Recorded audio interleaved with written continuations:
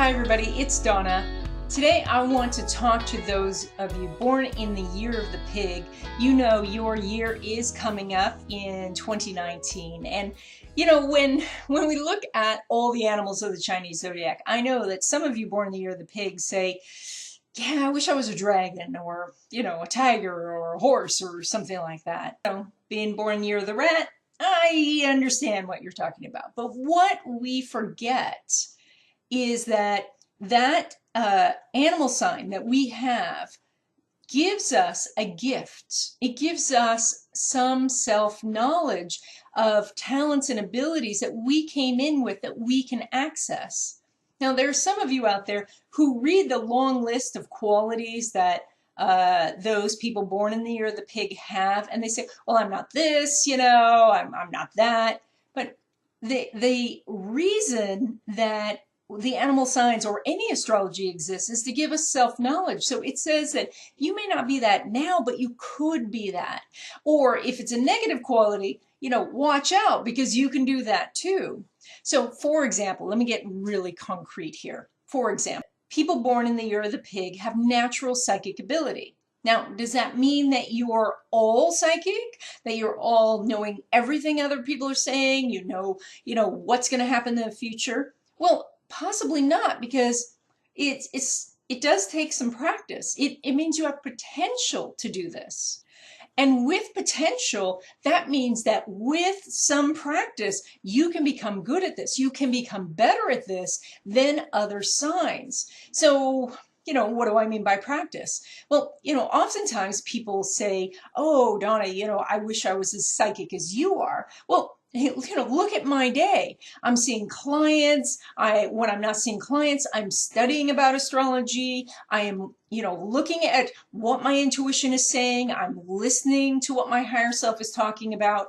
I'm journaling. When I'm not doing that, I'm with other people who do these things for a living. So I'm seeing what they're doing, what their techniques are. So I'm immersed in it all the time. So of course I'm going to be good at it.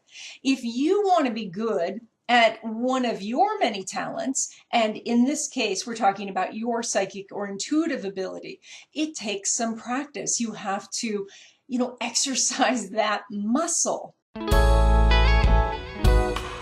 lot of times people will say to me, well, I don't know how to practice. How does one practice being intuitive? Well, that all comes by stopping for a moment and listening, and then making a record of what it was your impression. So, for example, I just gave this exercise to someone. I read it in a book a long ago, and if I remember what book it is, I'll put it down in the description box below with a link so you guys can find it too. But she wanted to increase her psychic ability. She's born year of the pig, so she has that natural inclination. So I said, when you wake up in the morning, before you do anything else, before you check your phone, before you flip on any sort of media, I said, stop for a minute and ask yourself a question. Ask yourself, is the U.S. stock market up or is it down? Of course, this has to be done on a weekday, but you know what I mean. So I just said, ask yourself, is it up or is it down?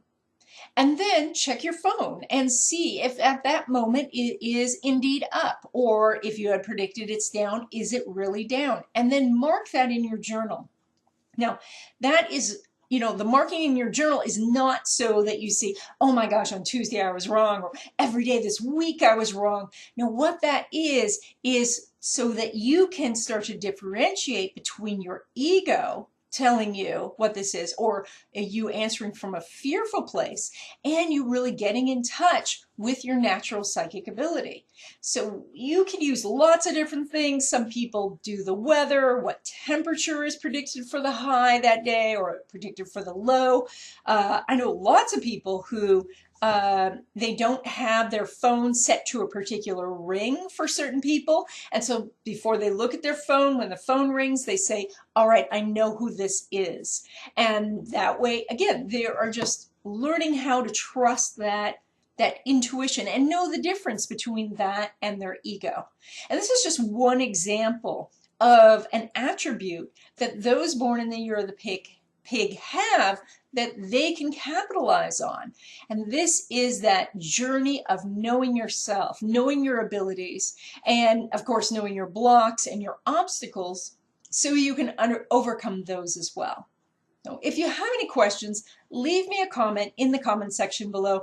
If you're interested in these types of videos, let me know. I'm going to keep an eye on this because I can do more videos about attributes for people who are born in the year of the pig, but we can talk about the other signs too. You know, all you guys who are tigers and dragons and horses out there, you have attributes too. So, you know, leave me a comment below. If you haven't already, please subscribe, hit that little bell so you can get a notification when new videos are out. And I want you to have a glorious day.